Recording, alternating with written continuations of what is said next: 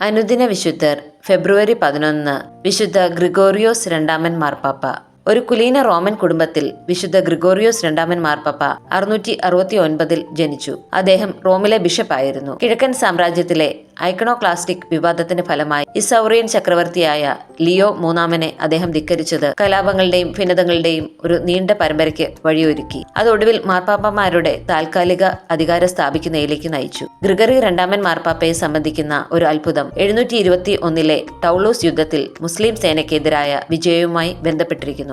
Gregory മാർപ്പാപ്പ അക്വിന്റൈൻ പ്രഭുവായ ഓഡോയ്ക്ക് 3 കൊട്ട bread അയച്ചു കൊടുത്തു. ഡ്യൂക്ക് ഇവ സൂക്ഷിച്ചു വെച്ച് യുദ്ധത്തിന് തൊട്ടു മുമ്പ് ഇവയുടെ ചെറിയ ഭാഗങ്ങൾ തന്റെ സൈനികർക്ക് കഴിക്കാൻ വിതരണം ചെയ്തു. യുദ്ധത്തിന് ശേഷം ബ്രെഡ് കഴിച്ച ആരും കൊല്ലപ്പെടുകയോ മുറിവേൽക്കുകയോ ചെയ്തിട്ടില്ലെന്ന് റിപ്പോർട്ട് ചെയ്യപ്പെട്ടു.